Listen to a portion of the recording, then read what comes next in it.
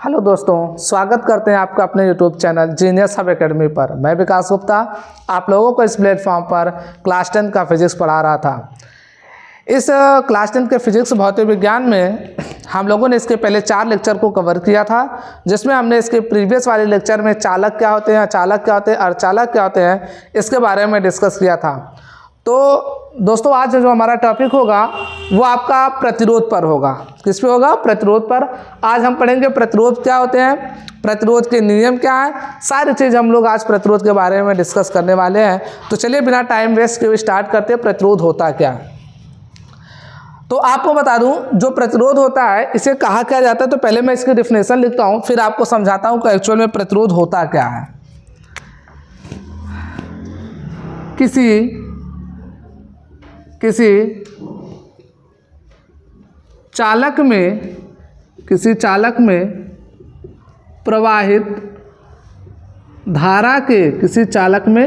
प्रवाहित धारा के मार्ग में उत्पन्न अवरोध को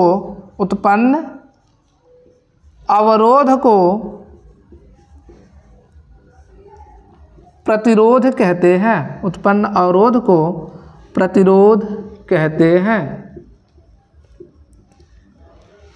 कहने का मतलब प्रतिरोध क्या है? किसी चालक में प्रवाहित धारा के मार्ग में जो अवरोध उत्पन्न होता है उसे हम क्या कहते हैं बेटा?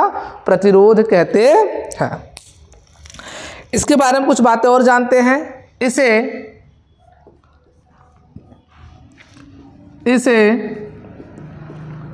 कैपिटल आर से प्रदर्शित करते हैं। कैपिटल आर से प्रदर्शित करते हैं। इसे कैपिटल आर से प्रदर्शित करते हैं।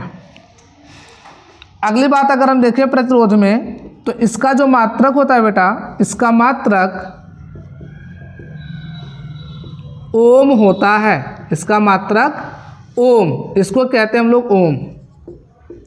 इसका मात्रक ओम होता है। दूसरी बात और, प्रतिरोध एक अदिश राशि होती है। प्रतिरोध एक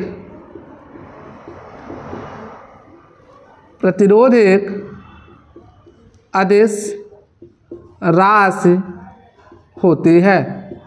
प्रतिरोध एक अदिश राशि होती है। ठीक है भैया, हमने क्या बोला? किसी चालक में प्रवाहित धारा के मार्ग में जो अवरोध उत्पन्न होता है उसे क्या कहते हैं हम लोग? प्रतिरोध कहते हैं। इसे कैपिटल आर से प्रदर्शित करते हैं। इसका मात्रक ओम होता है। और हमने अगली बात बोली, प्रतिरोध एक अदिश राशि होती है। बात करें बेटा कि ये जो वर्ड लिखा हुआ है, किसी चालक में प्रवाहित धारा के मार्ग में उत्पन्न अवरोध को प्रतिरोध कहते हैं। तो जरा इसके बारे में कुछ बात करते हैं। देखिएगा जरा, सपोज करिए कि मेरे पास एक कंडक्टर है, एक चालक है। ये हमारे पास क्या है? एक चालक है, कंडक्टर है। हमारे पास एक ये चालक है, कंडक्टर है। अब बात समझिए, मान लीजिए हमने इसे एक बैटरी से जोड़ रखा है। किससे? बैटरी से। ये बेटा आपके बैटरी का साइन है। हमने इसे एक बैटरी से जोड़ रखा है, V वोल्ट की बैटरी से। किससे? V वोल्ट की बैटरी से हमने इसे जोड़ रखा है। आपको पता है बेटा, जैसे ही पता होना चाहिए, जैसे हम इसे बैटरी से जोड़ेंगे तो चूंकि बैटरी काम क्या करती है? बैटरी आपका जो काम करती है वो एक प्रकार की ऊर्जा प्रदान करती है। क्या करती है? ऊर्जा प्रदान करती है। याद रखना, बैटरी से कभी करंट नहीं मिलता। हमें कभी भी बैटरी से करंट, तो होता क्या है? तो चूंकि बेटा आपको पता होगा, ये जो बैटरी आप कनेक्ट करोगे, जो जोड़ोगे, तो ये सब क्या है? तार है ना। ये सब क्या है बेटा? तार। आपने इस बैटरी को किससे जोड़ रखा है? तारों से। और आपको पता है ये तार किसके होंगे? कोई ना कोई चालक ही होगा ना। या तो कॉपर का होगा या तो एल्युमिनियम का होगा। इन्हीं सब का लेते हैं। जो जनरली हम लोग किसका लेते हैं? कॉपर का लेते हैं। किसका लेते हैं? और आपको पता है बेटा, कॉपर के अंदर बहुत सारे फ्री इलेक्ट्रॉन्स होते हैं। क्या होते हैं? फ्री इलेक्ट्रॉन, जिसे बोलते हैं मुक्त इलेक्ट्रॉन। अब ये मुक्त इलेक्ट्रॉन क्या होंगे? जो तार में है, इस तार को जब बैटरी से जोड़ते हैं तो बैटरी से क्या निकलती है बेटा, ऊर्जा निकलती है। क्या निकलती है, ऊर्जा। और वो ऊर्जा क्या करती है, जो इसके अंदर मुक्त इलेक्ट्रॉन उपस्थित है इसके ऊपर क्या लगाती है, प्रेशर लगाती है, दाब लगाती है, जिसकी वजह से या कहे फोर्स लगाती है, जिसकी वजह से ये मुक्त इलेक्ट्रॉन क्या करते हैं, गति करना चालू कर देते हैं। बात समझ गई। जब ये गति करना चालू कर देते हैं तो होता क्या है, आपको पढ़ाया गया धारा क्या होती है, धारा आपको यही पढ़ाया गया ना कि आवेश प्रवाह की दर को क्या कहते हैं, विद्युत धारा। और आपको पता है जब इलेक्ट्रॉन दौड़ेगा तो इलेक्ट्रॉन के ऊपर आवेश भी होता है कि नहीं होता है, तो साथ साथ जब इलेक्ट्रॉन दौड़ेगा तो आवेश भी एक जगह से दूसरी जगह जाएगा, जिसके कारण क्या होगा, आवेश का प्रवाह, और इसके अंदर क्या जाएगी बेटा, एक धारा। क्या जाएगी, तो जैसे आपने बैटरी लगाया आपने क्या आएगी इसमें, एक धारा। अब मेरी बात समझ में आई नहीं है। अब बेटा जो चालक होते हैं, और पता कोई भी चालक, ये आपका क्या एक चालक है, क्या है, और आपको पता होना चाहिए किसी चालक का, चालक वो होता है जिसमें मुक्त इलेक्ट्रॉनों की संख्या क्या होती है, बहुत ज़्यादा। इसका मतलब इसके अंदर भी मुक्त इलेक्ट्रॉनों की संख्या बहुत ज़्यादा है। अब सोचिए जैसे आप बैटरी लगाते हो तो वहाँ से एक एनर्जी जाती है, और एनर्जी करती क्या है, यहाँ के जो मुक्त इलेक्ट्रॉन है उनको बाहर निकाल देती है, तो इसके अंदर बचते क्या है, पॉजिटिव आयन। क्या बचते हैं भाई, जाहिर है इलेक्ट्रॉन निकल जाएंगे तो क्या बचेंगे, पॉजिटिव आयन से बने, जिन्हें हम धनायन कहते हैं। क्या कहते हैं, ध्यान से सुनिएगा भाई, इसके अंदर जो मुक्त इलेक्ट्रॉन है वो निकले होंगे इसमें से, तभी तो मुक्त इलेक्ट्रॉन हुए होंगे। देखिए एक जो नाभिक होता है, नाभिक के अंदर क्या होता है, प्रोटॉन और न्यूट्रॉन, जिसके ऊपर चार्ज होता है बेटा प्लस, और ये इलेक्ट्रॉन जो है इस नाभिक के चारों ओर चक्कर लगाते रहते हैं। अब बात क्या है कि ये इलेक्ट्रॉन बाहर जब निकल जाएंगे तो ये इलेक्ट्रॉन क्या हो जाएंगे, आपके मुक्त इलेक्ट्रॉन क्या हो जाएंगे। तो बताओ जैसे इलेक्ट्रॉन निकलेगा तो इस पूरे के ऊपर क्या आ जाएगा, पॉजिटिव चार्ज, तो जिसका नाम हम लोग देते हैं कर्नल। क्या नाम देते हैं बेटा, तो बेटा यहाँ पे जो इलेक्ट्रॉन निकल के मुक्त इलेक्ट्रॉन बने हैं वो जहाँ जहाँ से निकले होंगे उसको धनायन बनाए होंगे कि नहीं, तो बेटा ये आपका क्या बन गया, सब धनायन। अब जो यहाँ से इलेक्ट्रॉन गति कर रहा है वो जा करके इन धनायनों से क्या करता है, टकराता है। इन धनायनों से क्या होता है, टकराता है। भाई देखिए करंट अगर इधर जा रही तो इलेक्ट्रॉन ऐसे बहेंगे ना, ये किसकी दिशा है बेटा, इलेक्ट्रॉन की। किसकी दिशा, आपको बताया गया है विद्युत धारा की दिशा हमेशा इलेक्ट्रॉनों की गति के विपरीत में होती। तो बेटा अगर धारा इधर बह रही तो इलेक्ट्रॉन ऐसे बहेंगे, और जब इलेक्ट्रॉन ऐसे बहेंगे तो बताओ ये इससे जो यहाँ पे धनायन इससे जाकर टकराएंगे कि नहीं टकराएंगे। तो जैसे टकराएंगे तो क्या इनके मार्ग में अवरोध नहीं आया, तो इसी अवरोध को हम बेटा क्या नाम देते हैं, प्रतिरोध। क्या नाम देते हैं, तो इसीलिए कहा गया धारा के मार्ग में उत्पन्न अवरोध को हम क्या कहते हैं। अब आप मुझे बताइए, क्या आप कहोगे सर ये तो इलेक्ट्रॉनों के मार्ग में प्रतिरोध उत्पन्न हो रहा, आप तो धारा के मार्ग में कह रहे हैं। चूंकि बेटा ये कहा जाता है इलेक्ट्रॉन अच्छा धारा है क्या, धारा आपको बताया गया ना, आवेश प्रवाह की दर को धारा कहते हैं। मतलब आवेश प्रवाह की दर, दर मतलब समय से भाग करना, तो इसका मतलब आवेश जितनी ज़्यादा तेजी से प्रवाहित होगी धारा उतना तेज प्रवाहित होगा। अब सोचिए वो आवेश प्रवाहित किसके कारण हो रहा है, इलेक्ट्रॉन के कारण, क्योंकि इलेक्ट्रॉन पर कैसा आवेश है, ऋणात्मक आवेश। अब जब ये आवेश यहाँ पे जाएगा, जब ये इलेक्ट्रॉन यहाँ जाएगा और इससे टकराएगा तो बताओ इलेक्ट्रॉन की गति में परिवर्तन होगा कि नहीं, इलेक्ट्रॉन के मार्ग में अवरोध उत्पन्न हुआ कि नहीं हुआ। और बेटा अगर इलेक्ट्रॉन के मार्ग में अवरोध उत्पन्न हुआ तो बताइए जो इलेक्ट्रॉन पर आवेश था क्या आवेश के मार्ग में अवरोध उत्पन्न नहीं हुआ। भाई मेरे ऊपर आवेश रख दो, ठीक है, और मेरे आवेश के कारण ही आपको क्या करना है, धारा प्रवाहित होनी है। अब जब आप मुझे रोक लोगे तो मेरे ऊपर जो आवेश है क्या वो जाएगा आगे, नहीं जाएगा ना। इसका मतलब चाहे आप मुझे रोकने के लिए कहो, अगर मैं रुका तो मेरे ऊपर जो आवेश है वो आगे प्रवाहित है, और वो आवेश प्रवाहित नहीं होगा तो धारा भी प्रवाहित। तो इसीलिए हम कहते हैं धारा के मार्ग में उत्पन्न अवरोध को हम क्या कहते हैं, प्रतिरोध कहते हैं। बात समझ में नहीं है, तो हमने परिभाषा आपको बता दिया, किसी चालक में प्रवाहित धारा के मार्ग में उत्पन्न अवरोध को क्या कहते हैं बेटा, प्रतिरोध कहते हैं। क्या कहते हैं, इसे किससे प्रदर्शित करते हैं बेटा, आर से प्रदर्शित करते हैं। इसका मात्रक ओम होता है और प्रतिरोध एक अदिश राशि होती है। अदिश राशि का मतलब कि कभी भी प्रतिरोध जैसे R1 बराबर दे दिया गया आपको 4 ओम, R2 बराबर दे दिया फिर 4 ओम, तो इसको हम डायरेक्टली जोड़ सकते हैं। इसके लिए कोई हमें दिशा उषा की जरूरत नहीं होती है, इसलिए क्या है आपका एक अदिश राशि है। कैसी राशि है? अदिश राशि। बात समझ में आई? तो यहाँ तक आई होप आपको समझ में आएगा प्रतिरोध होता क्या है। और एक प्रतिरोध का फार्मूला ओम के नियमानुसार आपको बता दूं बेटा, R बराबर होता है V/I। R बराबर क्या होता है? R बराबर बेटा आपका होता है V/I। और ये किसके अनुसार? ओम के नियमानुसार। आगे आपको पढ़ाएंगे ओम के नियम, परेशान मत होइए। लेकिन अभी से जान लिया R बराबर क्या होता है? V/I। हमने यहाँ इसलिए इसे बता दिया क्योंकि प्रतिरोध का एक मात्रक यहाँ से भी पूछा जाता है। देखिए ये V क्या है बेटा? वोल्टेज है। V क्या है? और वोल्टेज का मात्रक क्या होता है? वोल्ट। क्या होता है? अब बटे के लिए क्या लगाते हैं बेटा? प्रति। बटे के लिए क्या लगाते हैं? प्रति। I क्या है बेटा? धारा। धारा का मात्रक एम्पियर। तो इसका एक और मात्रक होता है वोल्ट प्रति एम्पियर। इसका मात्रक और क्या होता है? वोल्ट प्रति एम्पियर। समझ में आया? तो क्योंकि दो दो मात्रक है इसके, प्रतिरोध का मात्रक ओम भी होता है और वोल्ट प्रति एम्पियर।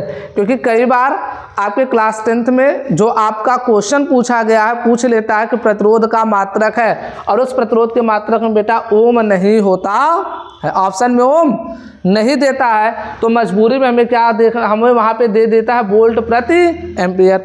अब आपको पता नहीं वोल्ट प्रति एम्पियर किसका मात्रक है, तो इसलिए परेशान ना हो, हमने इसलिए आपको ये बता दिया ओम के नियमानुसार R बराबर होता है V/I और V का मात्रक होता है वोल्ट और बटे के लिए लगाते हैं प्रति। I है धारा, धारा का मात्रक एम्पियर, तो इसका एक और मात्रक हो गया वोल्ट प्रति एम्पियर। समझ में आई बात बेटा? ये फार्मूला बहुत इंपॉर्टेंट है, इसके ऊपर अभी मैं न्यूमेरिकल भी करने, आंकिक प्रश्नों को भी हल करना, तो आप तब तक इसको नोट करिए। इसके बाद हम आपको पढ़ाते हैं ओम के नियम, प्रतिरोध के नियम, इसके बारे में हम लोग डिस्कस करते हैं। तब तक आप लोग इतना नोट करिए। चलिए, तो आप लोगों ने नोट कर लिया होगा। बढ़ते बेटा देखते हैं अगला हमारा जो टॉपिक है प्रतिरोध से ही संबंधित है और वह प्रतिरोध के नियम, इंग्लिश में कहते हैं लॉ ऑफ रेजिस्टेंस, या यूँ कहे अब की बार हम वो पढ़ने वाले हैं जिस पर प्रतिरोध का मान निर्भर करता है। मतलब वो कौन कौन से ऐसी चीज़ें हैं, कारक हैं जिस पर प्रतिरोध का मान निर्भर करता है। इंग्लिश में बोले तो हम लोग पढ़ने वाले factors affecting resistance. Factor which affecting resistance, वे कारक जो प्रतिरोध पर निर्भर करते हैं या प्रतिरोध को प्रभावित करते हैं।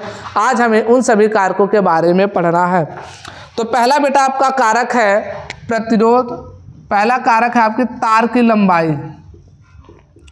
पहला कारक है बेटा तार की लंबाई, लेंथ ऑफ वायर, इंग्लिश में कहते हैं लेंथ ऑफ वायर, तार की लंबाई। इसके बारे में बेटा हमको पढ़नी है, लेंथ ऑफ वायर के बारे में। देखते हैं कि इस पर कैसे डिपेंड करता है। तो कहा यूँ गया कि किसी तार का प्रतिरोध, किसी तार का प्रतिरोध, किसी तार का प्रतिरोध उसकी लंबाई के समानुपाती होता है, उसकी लंबाई के समानुपाती होता है। किसी तार का प्रतिरोध उसकी लंबाई के समानुपाती होता है। इसका मतलब क्या बेटा? R proportional to L। इस बात को जरा समझिए, ये बेटा समानुपाती, इसे कहते हैं हम लोग समानुपाती। R समानुपाती है L के। इसका मतलब क्या है? देखिए इसने बोला तार का प्रतिरोध उसकी लंबाई के समानुपाती होता है। इसका मतलब ये होता है कि लंबाई का मान जैसे जैसे बढ़ाओगे, मतलब L का मान जैसे जैसे आप बढ़ाओगे R का भी मान वैसे वैसे बढ़ेगा। बात समझ में आई? लंबाई को आप जैसे जैसे बढ़ाओगे उस तार का प्रतिरोध भी उतना ज़्यादा बढ़ेगा। बात समझ में आ रही कि नहीं आ रही? तो और अगर इसकी लंबाई को आप घटाओगे, तार की लंबाई को, तो प्रतिरोध भी क्या होगा? घटेगा। क्यों? क्योंकि बाबू तार का जो प्रतिरोध होता है उसकी लंबाई के क्या होता है? समानुपाती होता।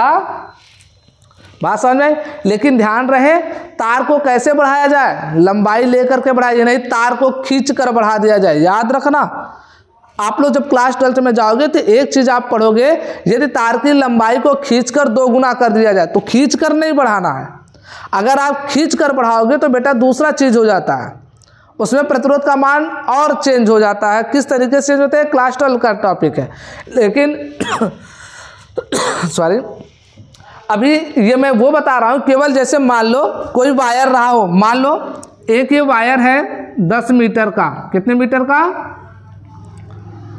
ये वायर है आपका 10 मीटर का और इसका प्रतिरोध मान लेते हैं 5 ओम है।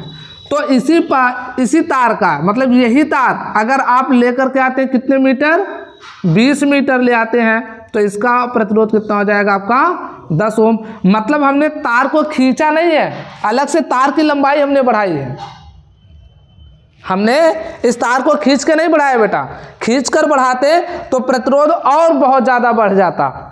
तो खींच कर वाला जो बढ़ाने वाला आपके सिलेबस में नहीं है, बस केवल तार की लंबाई आप बढ़ाते जाओगे तो आपका प्रतिरोध भी क्या हो जाएगा, बढ़ता जाएगा। तार की लंबाई घटाओगे तो प्रतिरोध क्या हो जाएगा, कम होता चला जाएगा। बात समझ में आई नहीं है?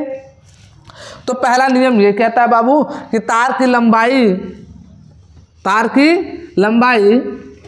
किसी तार का प्रतिरोध उसकी लंबाई के क्या होता है बेटा, समानुपाती।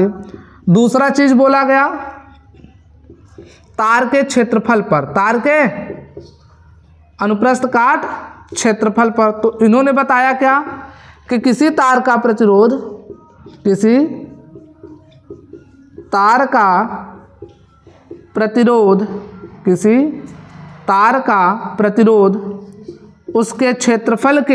उसके क्षेत्रफल के व्युत्क्रमानुपाती होता है, व्युत्क्रमानुपाती होता है। उस तार के क्या होता है, व्युत्क्रमानुपाती। बोले तो R समानुपाती है 1/1, इसे क्या कहते हैं बेटा, व्युत्क्रमानुपाती। जब कोई चीज 1/1 में लिखी होती है तो वो क्या होती है, व्युत्क्रमानुपाती होती है। इसे मान लीजिए बेटा आप समीकरण 1 और इसे मान लीजिए आप लोग समीकरण 2।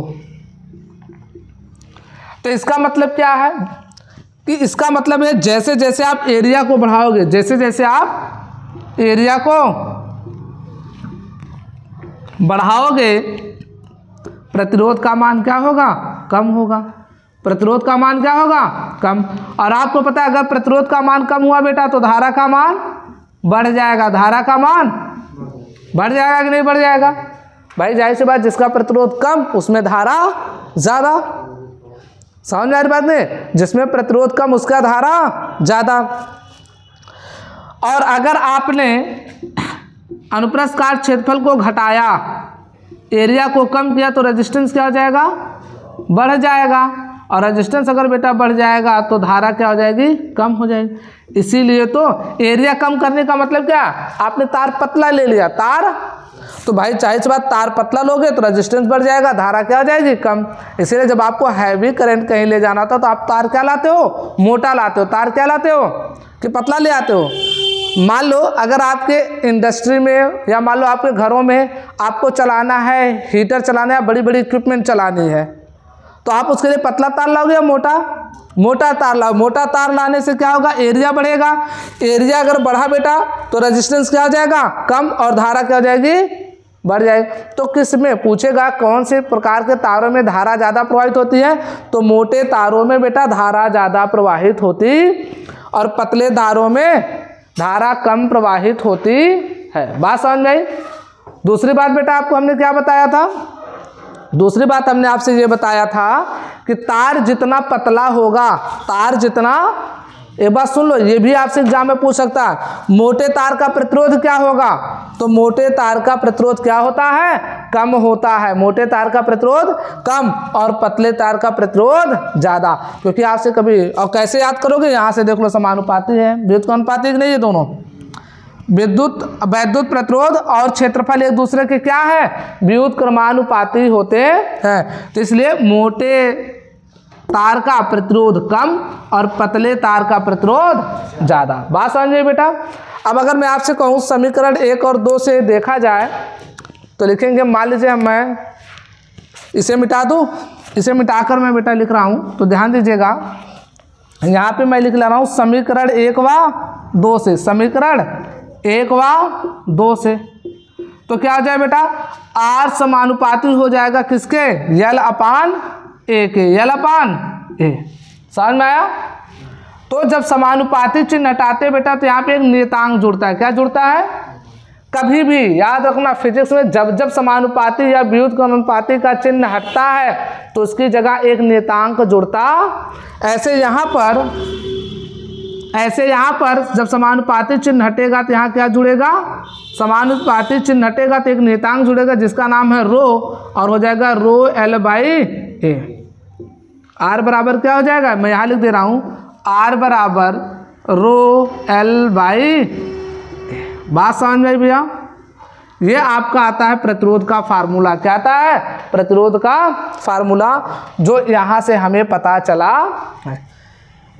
अब यहाँ पर अगर देखा जाए, जहाँ पर अगर मैं लिखूँ एक बात, जहाँ पर एल है बेटा तार की लंबाई, लेंथ ऑफ वायर या लेंथ ऑफ कंडक्टर, तार की लंबाई, ए क्या है, तार का अनुप्रस्थ काट का क्षेत्रफल, अनुप्रस्थ काट का क्षेत्रफल, और बेटा आपका रो क्या है, रो को हम लोग कहते हैं विशिष्ट प्रतिरोध। क्या कहते हैं, विशिष्ट प्रतिरोध, या इसी को बेटा हम लोग प्रतिरोधकता भी कहते हैं, या इसे क्या कहते हैं,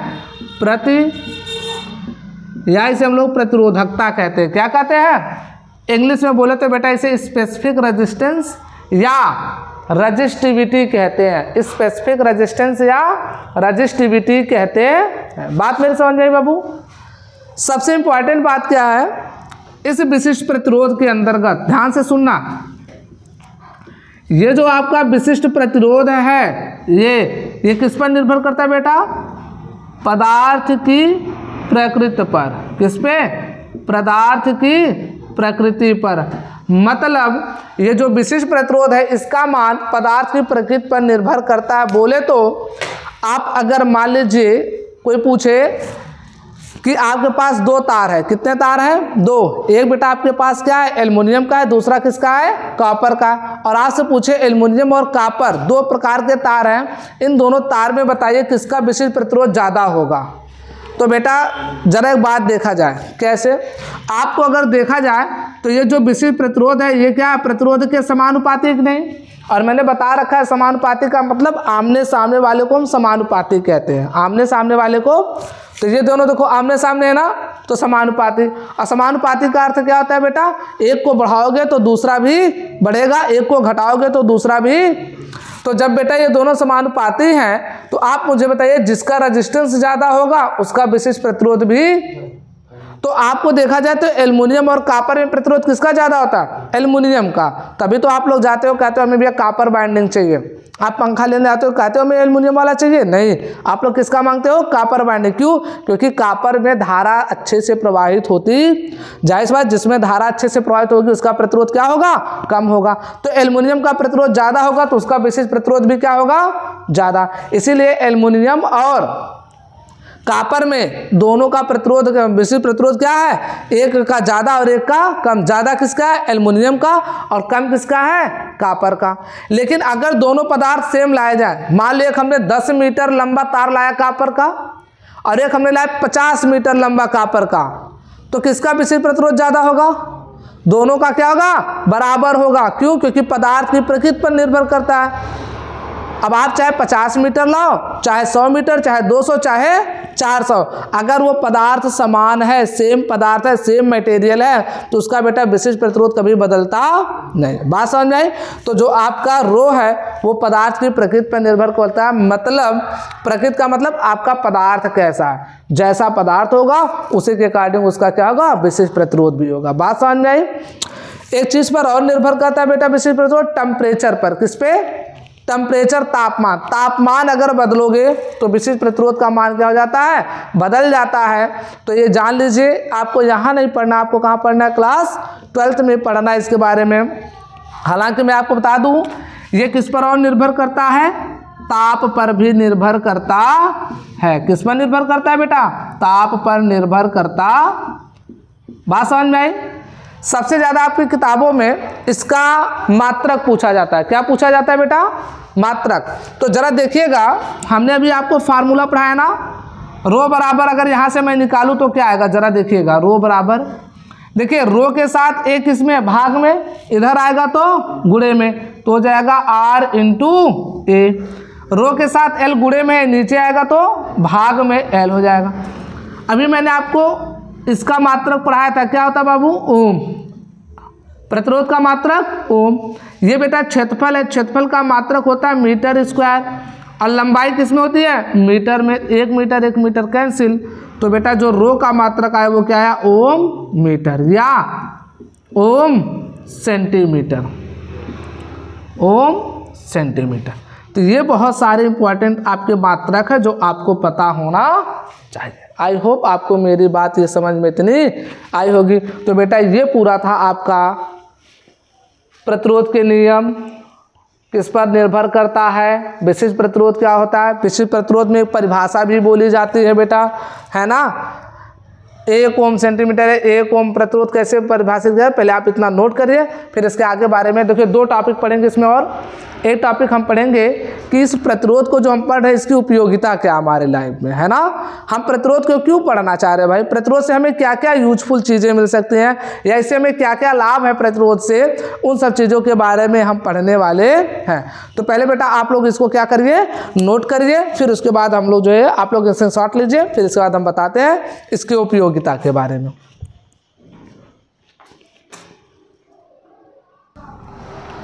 आई होप आप लोगों ने नोट कर लिया होगा। चलिए बेटा देखते हैं हम लोग प्रतिरोध की उपयोगिता, यूजेस ऑफ रेजिस्टेंस। अब हमारे लाइफ में इस प्रतिरोध का उपयोग क्या है, इसके बारे में हम लोग देखने वाले हैं।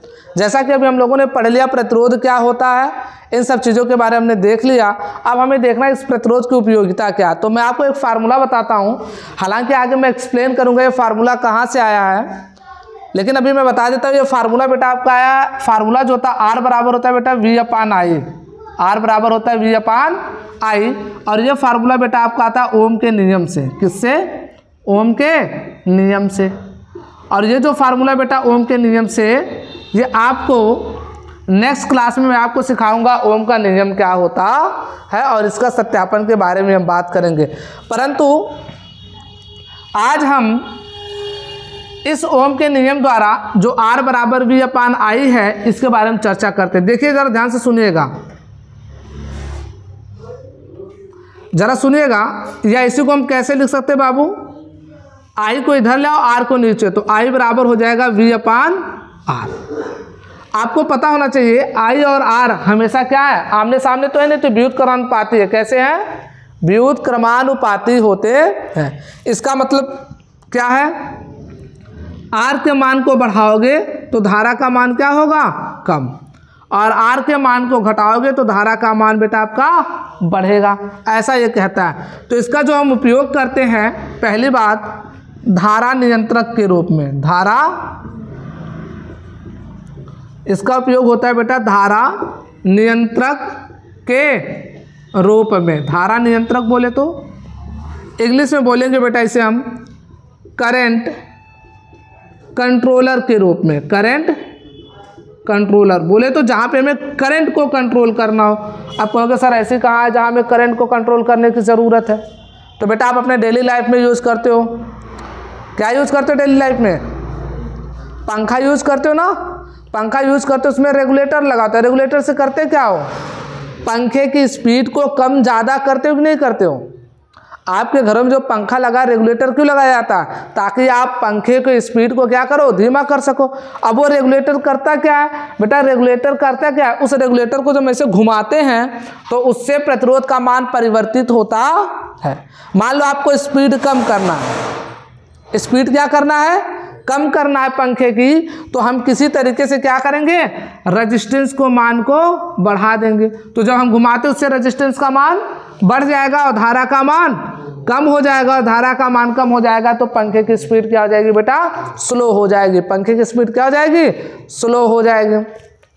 अब मान लो आपको पंखे की स्पीड तेजी से करनी है, तो उसको हम ऐसे घुमाते जाएंगे और रेजिस्टेंस का मान क्या कर देंगे हम लोग, कम, जिससे धारा का मान ज़्यादा, और धारा का मान बेटा ज़्यादा हो जाएगा तो पंखे की स्पीड क्या हो जाएगी, ज़्यादा तेज चलने लग जाएगी।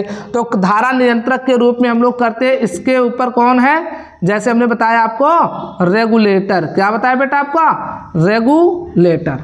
तो इसी के बेस पर काम करता है।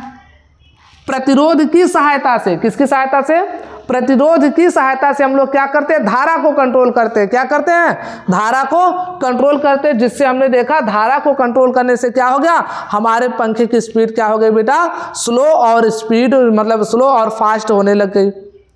किसके कंट्रोल करने से, धारा। और धारा कंट्रोल हुई किसकी सहायता से, प्रतिरोध की सहायता से। किसकी सहायता से, प्रतिरोध। तो प्रतिरोध के मान परिवर्तित करने से धारा के मान में परिवर्तन आता है, जिससे हमारा पंखा क्या हो जाता है, स्पीड उसकी स्लो और फास्ट होती रहती, आप जैसा चाहो। तो एक उपयोगिता समझ में आई। उपयोगिता क्या है, धारा नियंत्रक के रूप में। बात समझ में आई कि नहीं आई। ऐसे आप लोगों ने देखे होंगे बहुत सारे जगहों पर, आप लोग टेलीविज़न में भी इसका प्रयोग करते हो। कहाँ पे, टेलीविज़न में। कहाँ पे, टेलीविज़न में भी हम लोग क्या करते हैं, धारा नियंत्रक का प्रयोग करते। आपके धारा नियंत्रक का प्रयोग करना बहुत ज़रूरी होता है। और कहाँ कहाँ प्रयोग किया जाता है, तो आपको ध्वनि वाले में किया जाता है, ध्वनि यंत्रों में भी किया जाता है। वहाँ पर भी आप लोग क्या करते हो, धारा नियंत्रक लगाते हो। धारा नियंत्रक काम क्या करता है, धारा नियंत्रक में रेजिस्टेंस लगे होते हैं, प्रतिरोध, जिससे प्रतिरोध के मान को कम ज़्यादा किया जाता है और आपका धारा क्या हो जाता है, कंट्रोल होती रहती है। बात समझ में आई नहीं आ। तो प्रतिरोध की उपयोगिता क्या है बेटा, तो प्रतिरोध की मान को कम ज़्यादा करने से हम लोग किसका मान कम ज़्यादा करते हैं, धारा का। इस वजह से इसका काम किस में हो जाता है, धारा नियंत्रक। किस रूप में, धारा। भाई अब ये जो प्रतिरोध है आपका, वो क्या कर रहा है, धारा के मान में नियंत्रण कर रहा है कि नहीं कर रहा है, इसी के मान पर तो निर्भर कर रहा है ना धारा का मान।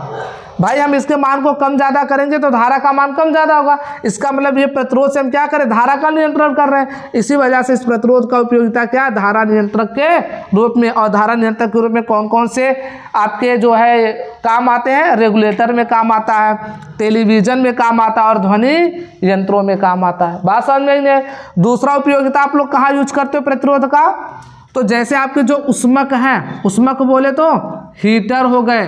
क्या हो गए, हीटर हो गया। आप लोग को पता है इस हीटर में किसका लगा होता है, वायर जो लगा होता है बेटा वो नाइक्रोम का। किसका लगा होता है, जो हीटर एलिमेंट है जो ग्लो करता है, जिसमें लाल जलता है, जो हीट होता है, वो किसका बना होता है, नाइक्रोम का। और नाइक्रोम किससे मिलकर बना होता है बेटा, निकिल और क्रोमियम से। निकिल और क्रोमियम से। निकिल कितना परसेंट होता है बेटा, 80%। क्रोमियम कितना होता है, 20%। तो सर ये हीट क्यों करता है, क्योंकि बेटा जो नाइक्रोम होता है इसका प्रतिरोध बहुत ज़्यादा होता है। इसके अंदर प्रतिरोध क्या होता है, बहुत ज़्यादा होता है, जिसके कारण ये हीट बहुत ज़्यादा करता है, उष्मा के रूप में बाहर फेंकता है। और उस उष्मा का हम प्रयोग क्या कर लेते हैं, खाना बनाने के रूप में कर लेते हैं। अगर आपको हाथ सेकना हो या किसी चीज़ को गर्म करना हो तो उसके रूप में हम कर लेते हैं, क्योंकि जो इसका प्रतिरोध होता है नाइक्रोम का वो बहुत अधिक होता है। तो जब इसमें धारा प्रवाहित होती है तो वो धारा उस प्रतिरोध के बहुत होने की वजह से उसके अंदर उष्मा उत्पन्न होती है। और वो उष्मा हम क्या करते हैं, खाना बनाने में प्रयोग कर लेते हैं या किसी और काम में हम प्रयोग कर लेते हैं। बात मेरी समझ में आई नहीं आई। तो इस प्रकार से हमने देखा क्या कि आपके प्रतिरोध का उपयोग कहाँ कहाँ है। आपके प्रतिरोध का उपयोग धारा नियंत्रक के रूप, जिसे रेगुलेटर कहते हैं, उष्मक के रूप में, हीटर के रूप में हम लोग प्रयोग करते रहते हैं। बात समझ में आई नहीं है। तो इस प्रकार से हमने देखा कि प्रतिरोध की उपयोगिता क्या क्या हो सकती है। हीटर भी, आप लोग अपना यहाँ सूर्य बल्ब देखे हो ना, सूर्य बल्ब बेटा उसका जो फिलामेंट बना होता है, फिलामेंट ऐसे कुछ होती है ना आपका, कुछ इस प्रकार से होता है, ऐसे बना होता है कि नहीं। तो ये जो धातु बनी होती है किसकी बनी होती है बेटा, टंगस्टन की। किसकी बनी होती है, टंगस्टन की। जो फिलामेंट है वो किसकी बनी होती है, टंगस्टन की बनी होती है। और ये जो टंगस्टन का बना होता है आपका फिलामेंट, जो ये फिलामेंट बना होता है टंगस्टन का, ये भी किस पर बात करता है, इसका भी प्रतिरोध क्या होता है बेटा, बहुत ज़्यादा होता है। इसका प्रतिरोध बहुत ज़्यादा होने की वजह से इसमें जब धारा जाती है तो प्रतिरोध ज़्यादा होने की वजह से उस बल्ब से क्या निकलती है, हीट निकलती है। पहली बात उष्मा निकलती है और प्लस क्या निकलता है बेटा, प्रकाश भी निकलता है। बात समझ में आई नहीं। तो उष्मा से तो तभी देखो जब हम लोग ठंडे ठंडे में बात करते हैं तो सूर्य बल्ब जला देते हैं जहाँ पे, तो वहाँ पे थोड़ी सी गर्मी होती है और लोगों की तुलना में। क्यों, क्योंकि वहाँ से क्या निकलती है बेटा, उष्मा निकलती है और साथ साथ क्या निकलती है, प्रकाश। तो प्रकाश से तो हम देखते हैं, लेकिन उस उष्मा से हमें थोड़ी सी गर्माहट महसूस होती समझ में आई बात नहीं है। तो इस प्रकार से हम लोग प्रतिरोध की उपयोगिता को समझ सकते हैं। तो प्रतिरोध की उपयोगिता क्या है बेटा, पहली बात तो धारा नियंत्रक के रूप में। क्यों हमें धारा नियंत्रक के रूप में प्रयोग करना, क्योंकि धारा के मान को नियंत्रित करके हम लोग पंखे में जैसे रेगुलेटर लगा होता है उसकी स्पीड को स्लो और फास्ट करते हैं, वो रेगुलेटर में करते हैं। या फिर हम लोग टेलीविजन में भी धारा नियंत्रक का प्रयोग करते हैं, ध्वनि यंत्रों में करते हैं, और यहाँ से उष्मक हीटर में, उष्मक में भी प्रयोग करते हैं। जैसे हीटर में जो नाइक्रोम बना होता है वो किससे बना होता है, निकिल और क्रोमियम से। निकिल 80%, क्रोमियम 20% होता है। तो इसके हिसाब से इसका प्रतिरोध क्या होता है, बहुत ज़्यादा होता है, जिसके कारण इसमें जब धारा जाती है तो इसमें उष्मा बहुत ज़्यादा उत्पन्न होती है, जिसके उष्मा का प्रयोग करके हम लोग क्या करते हैं, खाना पीना वगैरह बना लेते हैं। और फिर वो बल्ब जो होता है, बल्ब भी हीटिंग इफेक्ट पर काम करता है उष्मा के रूप में। क्यों, क्योंकि उसका भी प्रतिरोध क्या होता है, बहुत ज़्यादा। ठीक है ना। तो जहाँ जहाँ पर हमें उष्मा की बहुत ज़्यादा मात्रा की ज़रूरत होती है वहाँ पर हम प्रतिरोध क्या रखते हैं, ज़्यादा रखते हैं। हमारी बात समझ में आई, कोई समस्या वाली बात बेटा, कोई दिक्कत? तो आज के लिए बस इतना ही। मिलेंगे अगले ही टॉपिक में, हम लोग पढ़ेंगे ओम के नियम और ओम के नियम का सत्यापन देखेंगे। और आज हम लोगों ने देखा है प्रतिरोध क्या होते हैं और इसकी उपयोगिता क्या है, प्रतिरोध के नियम क्या। तो पूरा फुल हमने पढ़ा दिया आपको, आप लोग इसको पूरा बढ़िया से पढ़ लीजिएगा। इसके बाहर कुछ जाने वाला नहीं है आपके पास, जो भी बोर्ड एग्जाम में आएगा बस इसी से आना है। आपने इसे पूरा तैयार कर लिया तो गारंटी मेरी है बेटा कि इससे बाहर आपके एग्जाम में एक भी क्वेश्चन नहीं आने वाला है। इसके ऊपर न्यूमेरिकल करना है, किसके ऊपर, तो मैं आपको बता दूं आंकिक प्रश्न हल करेंगे। एक फार्मूला आपका बेटा बनेगा R = V/I, और एक फार्मूला हमने पढ़ाया R = ρ×L/A। इन दोनों फार्मूले के ऊपर हम लोग कुछ न्यूमेरिकल करेंगे, तब उसके बाद हम लोग पढ़ेंगे ओम का नियम और उसका सत्यापन। एक दिन हम पूरा ओम का नियम, सत्यापन सब कुछ पढ़ा करके हम इसके ऊपर एक पूरी लेक्चर लेंगे, किसके, न्यूमेरिकल के, अंक के प्रश्न। ठीक है। तो आज के लिए बस इतना ही, मिलते हैं नेक्स्ट वीडियो में।